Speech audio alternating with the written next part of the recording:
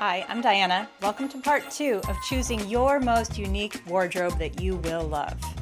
We're discussing 15 principles that you can use to choose the most unique items for a wardrobe that you have dreamed of. If you missed part 1, that's right here. Let's dive into part 2.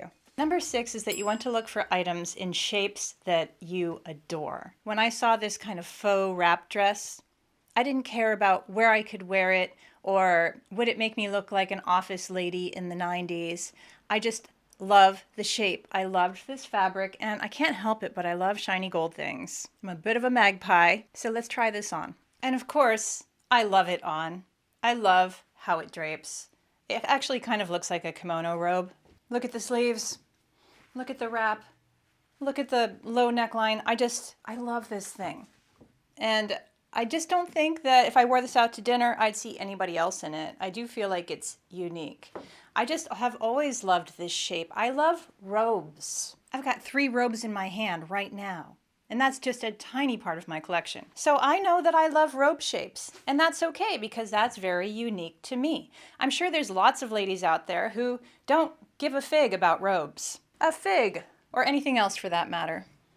Definitely can wear this out to dinner with confidence. You might also want to think about wearing it in a unique way. Suppose I just want to show the top. I could put a skirt over the bottom half. Of course, beautiful even with a skirt and boots on underneath. I love this whole leather bottom. Well, pleather and leather. It kind of feels like I'm made out of tar or something. And you know what? I think that that's a totally legitimate thing to be tickled by, is an idea of like, oh, the whole bottom half of me is made out of tar. That's how you craft unique looks. Weird thoughts, and let them go. Let them ride. Follow those weird thoughts off to the horizon. Or as we like to say here, just keep going. Just keep going, she says? Okay. Another unusual shape that is not that common is the asymmetrical shoulder, and I am here for it. It's a bold choice, and I like bold. So yes, this is much more interesting than a white tank top. I'm going to just wear it with these palazzo pants, and as a surprising choice, I will pair it with red shoes. And I do believe this is a unique outfit. I caught a cat in my cat catcher. Could I use a belt? Probably. I'll be honest, I have a ton of belts. So I could have chosen the most flattering belt for this outfit. But instead, I thought, what would Diana do in this video? Diana would choose the weirdest one she could find. So I'm taking out this one with these brass spikes on it. Because the rule is, if you love it, it goes together. And to me, this goes together. And it's unique. Isn't that the whole point? Yes, it is. I mentioned this principle in the first video, but we're going to go a little more in depth right now. And that is, when you think something is ugly, often that means it has potential to be very unique. In this case, it was this shirt. I saw the bedazzling on this shirt and I went, ugh. And then I went, okay, if I had that reaction, you know what the rule is? Try it on. And guess what? I liked it. I like it a lot. Let's do something with it. I could simply leave it out and relaxed like this because once you put a bag with this, it's finished, honestly, watch. On purpose, comfortable, cuteness, and uniqueness. And the more I looked at these bedazzlements, the more I liked them. They're butterflies in beautiful little pastel colors. It's kind of sweet.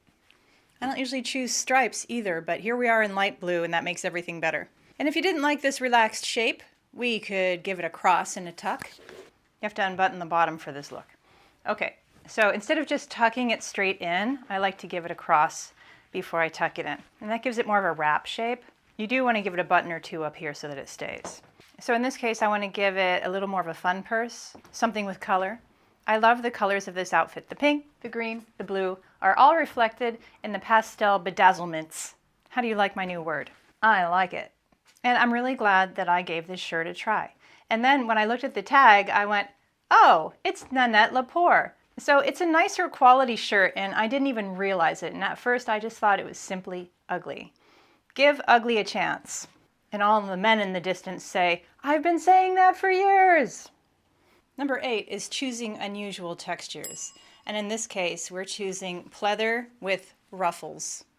A pleather mini dress with ruffles. Yeah, that's unique. Okay, what am I pairing this with? I'm pairing this with gold or bronze motorcycle boots. So let's match that with a purse. I love this. I love this idea so much. And now I'm pairing this with white kittens. That's my favorite pairing. Unusual textures make everything interesting because everybody goes for the most wearable things. But if you choose a few things that people are like, that's impractical, that's called unique. Impractical is always unique. But unique isn't always impractical. A denim shirt is practical. It's probably the most practical thing I own. Why is this in my Build a Unique Wardrobe video? Because we're not talking about this denim shirt. The principle here is don't worry if it's impractical because you're going to layer. Think of these impractical pieces as layering pieces. Here we have a slip dress in black and white, which black and white isn't so easy for me to wear. It's a slip dress. How practical is it really? But if we think about layering it, it ends up being very practical and very layerable. I mean, this honestly looks like kind of a little dressy for the grocery store, but not out of the bounds of what I could wear there. And you can always wear a slip dress with a slouchy cardigan. And that totally works. And you would think when you pick up this slip dress in the store, like, no, that's too impractical, I'll never wear it. Think of it as a layering item. The next principle is choose items that you love, even if they're not flattering. I am such a sucker for this hippie shape. I'm not a hippie. Not at all. And I'm not anti-hippie. I'm just not a hippie. Is hippie even a word anymore? Let's call it boho. Because I am a little boho sometimes. I love this shape. And truth be told, it's not my most flattering shape, is it? It's way out here, all the way down. But when I saw this pattern, I loved it so much. So pretty. It's almost paisley, and I do not like paisley. But once again, I just went with my reaction. I was like, I love this. I gotta have it. So not only do I love it as a little boho dress, I think I'd love it as a tunic top. Yes, I do. Yes, I do love it just like this, not even belted. I think that this is pretty for a dinner party or playing with kittens. I love this. And because I love it, it is truly me. And when I'm thinking about being truly me, I'm building my most unique wardrobe. Even if somebody else has this same Zara dress, on me, I'm going to style it differently. And you should only be choosing and only be wearing things that you love. Things that really resonate with you. We still have more to talk about. How to choose your most unique wardrobe that you will love. We still have 5 more principles to go over in part 3. If you haven't seen part 1, check it out. And stay tuned for part 3. We'll see you soon. How cute is that? You're too cute.